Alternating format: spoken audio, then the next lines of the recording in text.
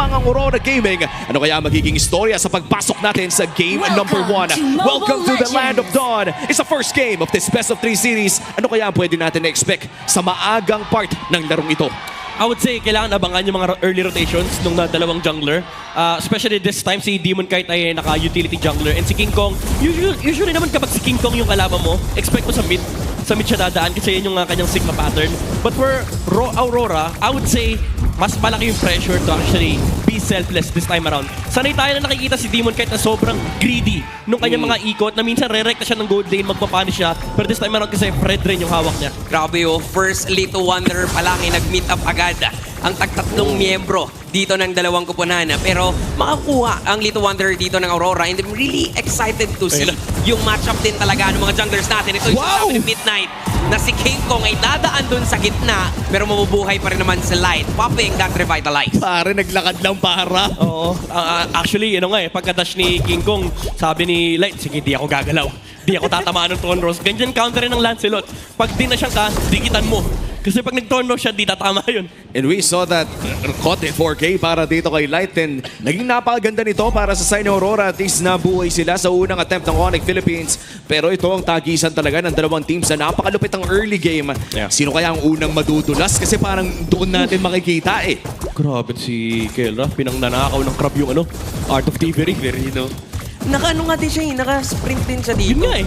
Diba? Normally, flicker yung ginagamit ng, meron pa nga vengeance eh. Pero sa kanya, sprint para mas mabilis sa mga team fights. Meron din yung version ng Claude na naka-purify. Pinanlalaban nila doon sa 1-1 para di ka makapitan ng stack. Gusto? Oo. Pero mukhang hindi pa ata nila bibigyan ito. And so far, first turtle of the game ay nag-spawn na nga rin. Oting 1v1 lamang between Doming Kite and Kelra. Pero mukhang mauuna sa pwesto ang side ng Aurora. Pero pag re-reset ito, mababawi ng Onyx Philippines ang area ng turtle na ito. Nakapwesto dito ang Onyx, same with Aurora. Level 4 na actually si Light. Same with dito si Brusco na nakasetup na nga nakita si Edward. Sabay, ulti din na Kinopia. Previous fighter.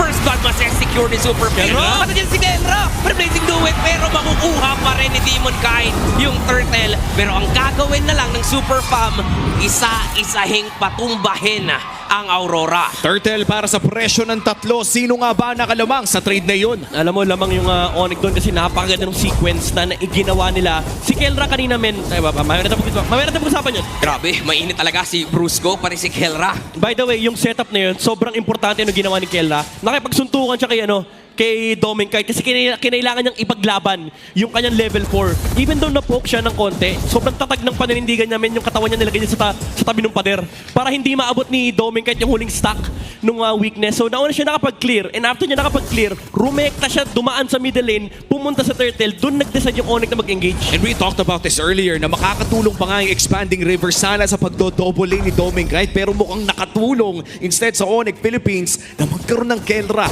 ng napaka-aga sa loob ng turtle fight na yon. And that is the second gold crab naman na nakaw ni Kelra by the Art of Thievery. Sobrang importante nung fact na yung concept lang na yung Claude ay bumibili ng boots. Yung one kasi medyo greedy eh. Ayaw nilang bumili ng boots kasi meron silang mobility. So itong warrior boots na hawak niya Kelra, it adds to the layer of gameplay ng Onyx Philippines kasi nasusurvive niya yung laning stage, hindi siya kailangan intindihin ng Onyx Philippines, and then una siya nakakalabas sa gold lane. Kaya naman napag-iiwanan yung 1-1 for Aurora. Ayan na, si Doming din nandito at present na. Pero si Prince na mismo, ginamit yung Glorious Pathway papunta dun sa may bandang gilid lamang pero naipit. Naipit ni Light si Kelra pero sobrang hirap din naman hulihin talaga ng isang Claude. Saktong-sakto, 15 seconds na lamang ay lalabas na rin ang pangalawang pagong ng larong ito. Mukhang may binabalak na masama ang Onyx Philippines dito kay Edward. Pero hindi naman ata nila itutuloy. Nakita nila si Demon Kite. King Kong trying for the steal. Pero si Demon Kite pa rin ang makakakuha ng greens na yun. At mukhang sisimulan na nga ang turtle na ito. Hahawakan ng Aurora Gaming pero umaaligid lamang sa background ng Onyx Philippines. This is gonna be a 4 versus 4. Ang inaantay ko din kung anong kokopyahing ulti ni Super Prince Ayun, pwedeng kay Edward, pero ganda nung zoning na ginagawa dito ni Light. Brusco dives in.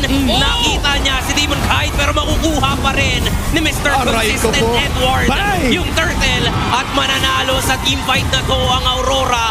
Free hit lang si Yue sa likuran. Kinakailangan tumakbo ngayon ni Super Prince, pero habulin pa siya ni Demon Kite. At after nung turtle, rekta dun sa purple, pero may 1v1 and the gold standard will win that situation. And after all of those things na nangyari sa loob ng teamfight na yun ay makakalamang ang Aurora Gaming ng 600 gold. Mapapilitan pa nga si King Kong na mag-Phantom Execution palayo. Super Prince, however, ay magbibigay lamang ng vision. Aurora Gaming, napaliktad nila ang early game. Yeah, short-term wins para sa Aurora. Nakuha nila yung pagong gold steal mula kay Edward. Ang ganda ng attempt ng Onyx eh. Naka-layer yung hawak ni Brusco kay Fredrin.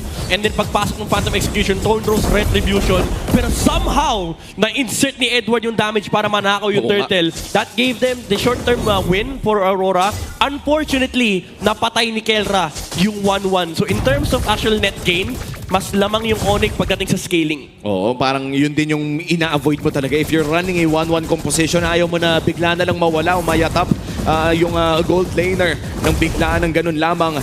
And for Onyx Philippines, they are behind by 800 gold. Pero hindi pa naman ito yung gold na mararamdaman talaga. What a nice traction pulse mula dito kay Yue. Pero mukhang wala pa naman patutunguhan sa ngayon. Dito natin makikita no, na talagang even with the pokes, gusto nilang iparamdam that they are the one in control. Even yung presence nga ni Light as well as ni Demon Kite, dito pinapakita nila na hindi malaya ang Onyx na makakapag-farm sila kahit sa mismong jungle camps nila. Yeah, bantay sarado yung Claude. So even though nakakapag double lane si Kelra, hindi ganun ka-efficient kasi kada babalik siya sa lane, kailangan super long walk. Kasi kanina pa nakaharang si Light doon. Yun nga si Light, pero may BMI naman na naitanim pala si Keller dun sa damo. So nakikita natin, they're really trying to control this early game. Oo, tsaka subukan na rin nilang i-push yung gold lane dito ni Kelra. King Kong, mahanap, pero mukhang mapipwersa lamang na mag-Phantom Execution at puncture palayo. Kaya naman itong pagong na ito ay hahawakan na ni Demon Kite. Nice zoning mula dito kay Light. Narito na rin si Doming Kite at Yue para tulungan ang kanilang jungler. And here comes Expanding Rivers. Lalaban kaya ang Onyx Philippines? Mukhang hindi na. That is gonna be a turtle secured for the side of Aurora Gaming. At tuloy lamang tayo patungong mid-game trade para doon sa turret sa taas. Yeah, I'm actually surprised na pinadala pa nila yung 1-1 dito sa bottom lane para magpalit sila ng lane. It allowed Kelra to split push, pero okay lang again for Aurora. Nakuha nila yung pagong na libre. Good zoning mula dito kay Edward. And ang problema ngayon ng Onyx Philippines is sobrang aga ng Blade Armor mula dito kay Demon Kite. So even though you'd want the Antikiras laban dito kay Phobos at kay Lancelot, nag-heads up play na rin si Demon Kite eh. Delikado yata yung buhay ni Light. Kahit na gumamit siya ng Glorious Pathway, hahabulin, pero grabe din tumakbo. Sobrang bilis nung kabayo ni Light. Napakabilis tumakbo, hindi tumagos ang damage mga G. Oo. Onyx Philippines, mukhang Kulang naghahanap malamang ng trade dito sa loob ng jungle ng Aurora. Yeah, punot kasi, pares silang well, si Demon Kite meron siyang Dreadnought, may Blade Armor. Si Light, patapos na rin yung kanyang Blade Armor and meron siyang Dreadnought dito. So, in terms of physical damage mitigation, kompleto yung kailangan dito ng Aurora. And honestly, at this point, baka nga sila na yung aggressor. Pwede sila maghanap ng laban dito. Ideally, they want to take the middle lane. Oh, and so far, no, yung mid lane, andyan pa rin yung dalawang tore. Mag-i-invade dito Aurora. Traction pulse, isa! Naku, si Brusco. At mo si Brusco ang unang mamamaalam sa laban na to. Ganda nung nakita nating initiation coming in from the Aurora. Even si Demon Kite talagang gusto niyang i-pressure. Ayaw niyang pag-farmin si King Kong. At kitang-kita naman no, yung bilis ng kamay dito ni Kelra sa ating Infinix handcam. At ramdam natin ang bawat galaw niya dito sa kanyang Infinix GT30. Yeah. Ang ganda yung movements dito ng Onyx Philippines. King Kong immediately cutting that wave in the middle lane. Even though napatay si Brusco, hindi naman nakapagtulak ng lane ng Aurora. Pero nakaplay, libre nga farm para kay Doming Kite. And so far, no, itong mga kaganapan sa ating laro, nararamdaman na natin na papunta na tayo sa part kung saan sumasakit na talaga ang Aurora Gaming at pati na rin ang Onyx sa kanilang mga gold laners. Kasi kahit pa sabihin natin ang daming nangyayari, parehas nakakapag-farm yung dalawa. Tumataba yung mga gold laners, tumataba yung mga damage dealers dito ng dalawang teams natin. Ang kailangan lang pag-ingatan din ng Onyx, dalawa kasi yung marksman na meron dito, ang Aurora. And now, they're the one in control sa pwesto dito sa Lord. Pero grabe din, yung pagtatahi ni King Kong, literal na pinapaalam nila sa Aurora, hindi nyo basta-basta makukuha yan. Oh, pero medyo makunat na yung mga napupok nila. Pero napakasakit na rin ni Kendra. Kalahating buhay para kay Light. Here comes Demon Kite, trying to zone them out. Nandito na rin ang Gorge Pathway. Kaso nanakap siya nung Lord. Labanan na lang yata ng Retri ang magiging Kong? laban dito. Pero focus ang nakuha pa ni Kirk yung Lord. Pero makakalipad na si Doming Kite. Unti-unting tutumba dito ang dalawang gupunan. At maghahabol pa yata si Edward at si Doming. Pero alam ni Super Friends at Brusco, panalo sila dun sa laban. 2-for-2 trade. At paano nakuha ni Kirk yun on this Phobius? Ewan ko, di ko na alam. Sa totoo lang, yung mga explainer natin, napakalupit magnakaw. Edward! Delikado si Edward dito. Delikado si Edward dito. At nandun si Doming. Huwag mong atakihin, G, yung kaibigan ko. Hindi pwede yan, hindi pwede dahil nandito ang mga Lespo para protektahan ang kanilang mga kaibigan. At lahat sama na lang sa lahat ng mga sumusuporta dahil mukhang kailangan ng sumugod dito ng side ng Onyx Philippines. Makakapag-back naman ng Aurora. Nandyan ang Lord sa taas at diretso lamang ang kanilang pagmarcha. Ganda sana ng plano ng Aurora. Nakita nila na paggamit ng BMI si Kelra and si Light, ginamit niya kagad yung kanyang Glorious Pathway para abutin yung Claude kasi alam nila yun yung window na hindi lalaban yung Onyx Philippines. Pero King Kong using the Phantom Execution para pumasok. So nahati yung atensyon ng Aurora. May gustong mag-go dito sa Lancelot, may gustong mag-go sa Claude. And unfortunately, ito yung difference ng Claude versus 1-1. AOE kasi yung kay Kelra. So mas malaki talaga yung team fight contribution niya. And then King Kong, hindi rin siya nag-focus sa Lord. Nagpunta muna siya sa harap para tumulong in terms of damage. And again, for some reason, yung mga XP laner natin, nakukuha nila yung mga objective. Kaya nga si Kirk pa yung nakakuha nung mismong Lord. And literal na, gusto kasi nilang ipanalo muna yung laban eh. Pero yung mga explainers, iba yung focus nila ngayon. Focus sa goal Focus talaga sa goal. At ramdam natin yung intensity from Onyx Philippines and Aurora Gaming. Dahil sa ngayon, napaka-perfecto pa rin pala ng laro ni Ken Ryan Super Friends. Still deathless sa larong ito. At medyo naghihirapan na nga makahanap ang Aurora ng pwesto sa loob ng mga team fights. But in terms of gold, pare, parang wala lang yung gold lang. lead. Wala lang yung lead. Actually, ramdam nga pa nga rin ng Onyx. Kahit kakapanalo lang nila sa teamfight, medyo mahirap talaga yung setup and execution. Lalo ngayon, kung tapos na yung pangatlong Blade Armor sa side ng Aurora, meron nang hawak na Blade Armor si Edward. So, ang daming sasalo nung Blazing Duet. Tapos may antik pa si Light. And things are, in terms of tanks para sa Aurora Gaming, mukhang napapaganda naman ang kanilang galaw dito dahil na rin sa mga item choices na yan.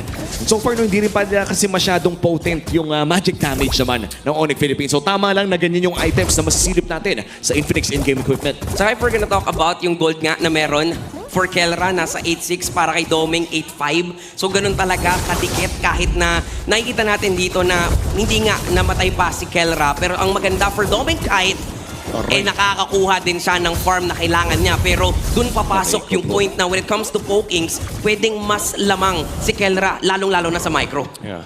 Kasi may BMI technique eh. Kumbaga may technology eh. Si Kelo dito, yung Aurora, kailangan talaga umasa sa kanilang mga basic attack, yung kanilang mga positioning. Ito na naman si Super Friends. Hawak na naman yung energy eruption. Favorite na nga ata niya yan kapag naka-valentine na siya. 3-4 HP para dito sa Lord. BMI na gamit na rin. Kelra, medyo delikado dito pero mukhang hindi na i-reset ito ng Aurora Gaming. Hahawakan lamang ito ni Demon Kite. Si King Kong ay nakapwesto dun sa may barangilid. Si Light na mismo ang unang sasapak dito sa laban. Nakita si Kurt. Pero dun sa likuran, may Blazing Duet na gagamitan ng gold standard. Pero makakalipad. Naku, Din Lord. naman si Doming Kite. Dalawa na yung babagsak sa Super Fam. Matutungot ni Super Friends dito si Doming. Pero ngayon, mamamatay si Kelra at si Super Friends na lang ang matitira sa Super Fam. At sa paglipad ng eroplano, natikman ng mga day 1 yung pagbabanat ni Domen Kite. Ratatatatat mula sa langit. At mukhang rekta na dito sa mid para dito sa Aurora. Kaya na nga yatang dabusin to. Kaya na nga yatang i-secure ng Aurora ang game number 1. At parang ganun lang. One way.